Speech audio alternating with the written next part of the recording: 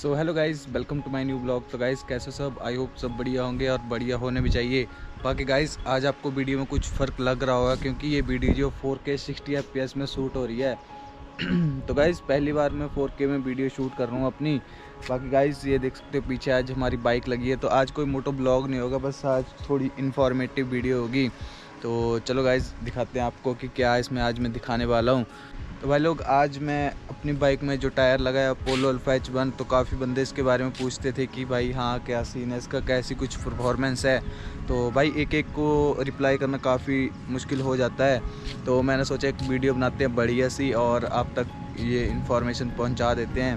तो गाइज़ इससे पहले जो मैं सीएट टायर यूज़ करता था वो भी 150 सेक्शन का था। बाकी अभी अपोलो यूज़ कर रहा हूँ तो ये भी 150 सेक्शन का है। सो आपने जो मेरे व्यूअर हैं भाई परमानेंट वाले, उन्होंने तो टायर के हाल देख लिए होंगे। बाकी जो न्यूज़ हमारे व्यूअर आए हैं तो उनको दिखाता हूँ एक बार टायर कैसे कुछ हो चुके हैं हमारे। तो भाई ये चेक करो गाइस, बिल्कुल ट्रैक टायर बन चुके हैं भाई। और सभी बंदे देख रहे हैं तो वो बोल रहे हैं कि भाई इस टायर को जल्दी से चेंज करवा दो क्योंकि ये गिरने के चांस बढ़ जाते हैं और भाई ये देख सकते हैं यहाँ से इसकी तारें वगैरह भी निकलने शुरू हो चुकी हैं। तो गाइज़ अभी हम करते हैं अपनी वीडियो को शुरू। तो गाइज़ सबसे पहले जो है हम करते हैं इसके एडवांटेज के बारे में थोड़ी सी बात। तो भाई एडवांटेज के हैं कि सबसे पहले भाई इसकी ग्रिप, तो भाई इसकी ग्रिप जो काफ़ी अच्छी है और भाई इतनी जल्दी ये स्लिप नहीं होता टायर, तो काफ़ी अच्छी ग्रिप है इसकी। और भाई रोड में काफ़ी ज़्यादा गाड़ियों की आवाजाही चली है। और गाइस सेकंड नंबर पे जो आता है वो है इसके लुक्स। टायर के लुक्स भाई काफ़ी अच्छे हैं और भाई अभी तो आपको देखने को मिलेंगे नहीं क्योंकि अभी तो बिल्कुल ये साफ़ ही हो चुका है। तो अब मैं नेक्स्ट टाइम जब टायर डलवाऊंगा इसमें तो भाई उसके बाद आपको पता लगेगा कि कैसी कुछ इसकी लुक आती थी निकल के। तो गाइस जब मैं टायर इंस्टॉल करूँगा तो उसके बाद आपको पता लगेगा कि फ़ाइनल लुक क्या रिजल्ट रहता है इसका। तो गाइज़ इसके बाद जब मैं टायर इसमें इंस्टॉल करूँगा तो तभी आपको देखने को मिलेगी इसकी लुक। अभी तो बिल्कुल साफ़ ही हो चुका है ये। और गाइज़ इसके पहले जो मैं सीएट टायर यूज़ करता था तो वो भी काफ़ी सही टायर है, लेकिन भाई उसमें मेरे को कुछ उतना कॉन्फिडेंस आता नहीं है। तो भाई उसका स्किड होने का चांस काफ़ी ज़्यादा होते हैं, लेकिन भाई ये बिल्कुल इसकी ग्रिप ख़त्म हो चुकी है लेकिन आज तक भाई स्किड नहीं हुआ टायर। तो इस वजह से मेरे को अपोलो ज़्यादा पसंद आता है। बाकी जो सीएट का टायर है तो वो इससे थोड़ा सा वाइड लगता है क्योंकि उसका जो है ये बिल्कुल देख सकते हो गाइस इसकी कैसी शेप है, बिल्कुल गोल ही है। वो थोड़ा फ्लैट सा है, उसकी वजह से काफ़ी चौड़ा लगता है वो टायर। तो और गाइस इसमें आप देख ही रहे होंगे कि यहाँ से तो बिल्कुल टायर ठीक है, लेकिन भाई ये देख सकते हो यहाँ से अभी बिल्कुल नए ही है टायर। तो आरएस का जो रिम साइज़ है वो काफ़ी पतला है, तो इसकी वजह से ये पूरा फिट नहीं बैठ पाता है इसमें। तो उसकी वजह से हम इसको पूरा लीन नहीं कर सकते, जहाँ तक कि जितना कैपेबल है वहाँ तक हम लेके जा नहीं सकते भाई आरएस में। बाकी अगर आप केटीएम में ये वाला टायर यूज़ करते हो तो भाई काफ़ी सही रहेगा, और B3 वगैरह में भी यूज़ कर सकते हो आप, काफ़ी सही रहता है। लेकिन इसका रिम साइज़ काफ़ी छोटा है तो इसकी वजह से हम इसको लीन नहीं कर पाते। देख सकते हो ये 3 लाइन दी गई होती हैं। तो अगर मैंने नया टायर डलवाया था तो भाई यहाँ तक गया था 2.5 तक। तो आपको पता ही इन सभी रोडों पे बाइक कहाँ ही लीन होगी बाइक। तो ये देख सकते हो, यहाँ देख सकते हो बिल्कुल एज बन गया है एक। तो अब इससे ज़्यादा लीन होती नहीं। अगर इससे ज़्यादा करेंगे तो भाई अगर यहाँ पे आ गया ना कहीं तो भाई स्किड होने के चांस काफ़ी ज़्यादा बढ़ जाते हैं। इसका बस थोड़ा सा ड्रॉबैक यही लगा मेरे को, लेकिन भाई केटीएम में ये वाली चीज़ आपको फेस नहीं करनी पड़ेगी। बाकी गाइज ऐसी कोई दिक्कत नहीं है कि अगर आरएस में आप ये वाला टायर यूज़ करते तो कोई दिक्कत आएगी आपको, ऐसी कोई भी चीज़ दिक्कत आएगी नहीं आपको। तो गाइज इसके अगले वाला टायर भी मैं अपोलो डलवाने वाला हूँ। और बाकी प्राइस की बात करते हैं गाइज। जो सीएट का टायर है आपको आपने थंबनेल में देख के भी लिया होगा भाई, उसकी लुक काफ़ी सेक्सी है और इसकी भी ठीक है, लेकिन उसकी भाई ज़्यादा अच्छी लगती है मेरे को। और गाइज सीएट वाले टायर का हम प्राइस का बोले तो भाई वो 4500 में मिल जाता है आपको, 42 या 4500 तक आपको मिल जाएगा। लेकिन भाई ये वाला टायर जो बजट फ्रेंडली है नहीं भाई, काफ़ी महंगा टायर है ये।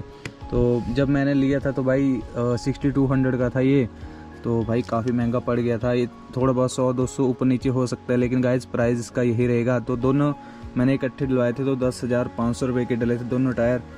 तो एक बार मैं आपको अगले वाले टायर की भी आपको लुक चेक करवा देता हूँ। तो गाइज़ इसमें आप देख सकते हो कितनी ग्रिप बची है अभी। तो ये बिल्कुल नया ही है टायर, इसमें ज़्यादा मार पड़ी नहीं है, जो मार पड़ी है भाई पिछले टायर में पड़ी है। बाकी गाइज़ ये देख सकते हो आप, यहाँ पे आपको पूरा लग जाएगा पता। तो ये देख सकते हैं यहाँ पे जो टायर है यहाँ तक लीन हो रहा है, और इसके आगे भाई बिल्कुल ऐसे ही बेस्ट जा रहा है हमारा टायर। तो इसमें बस थोड़ी सी दिक्कत यही लग रही है मेरे को। बाकी टायर परफॉर्मेंस वाइज बिल्कुल सही है।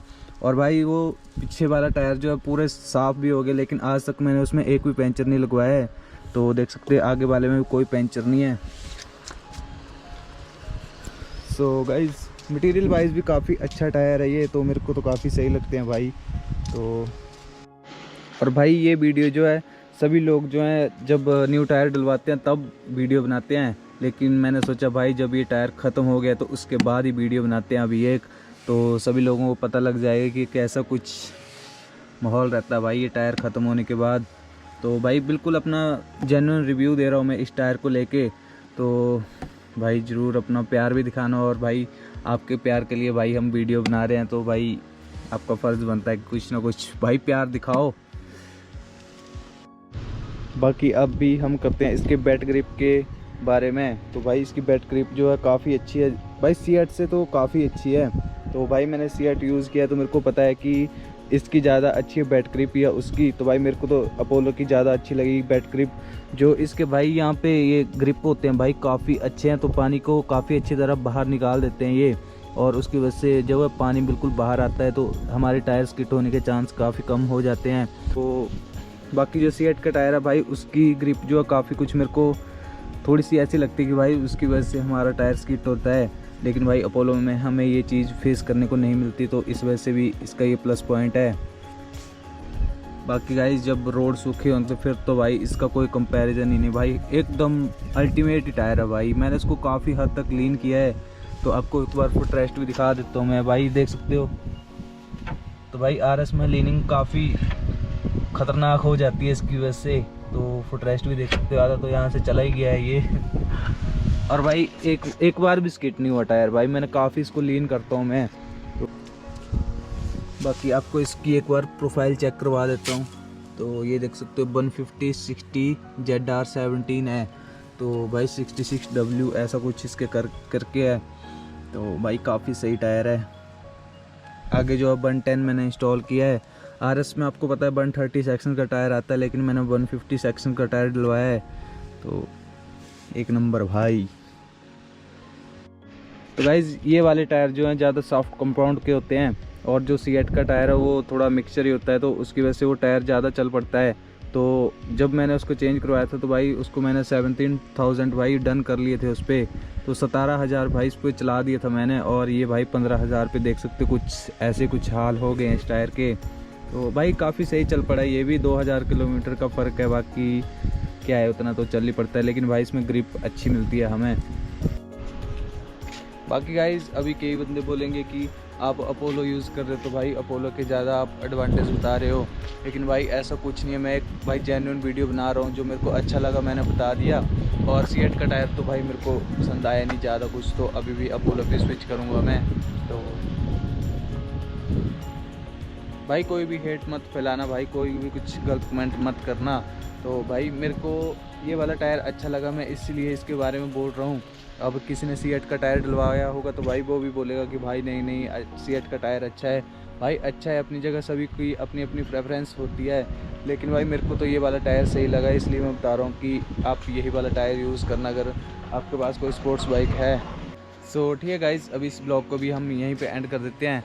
बाकी भाई इस टायर पे काफ़ी ख़तरनाक बर्नआउट आने वाले हैं, तो इसको भी 2-3 दिन में यार चेंज करवाना पड़ेगा, नहीं तो भाई दिक्कत हो सकती है कुछ भी। तो आपको पता है राइड पे जाते रहते तो गिरने के चांस भी बढ़ जाते हैं। सो गाइज़ बाकी अगर आप चैनल पे नए आए तो चैनल को जरूर सब्सक्राइब कर लेना। बाकी मिलते हैं फिर नेक्स्ट ब्लॉग में, तब तक के लिए गुड बाय।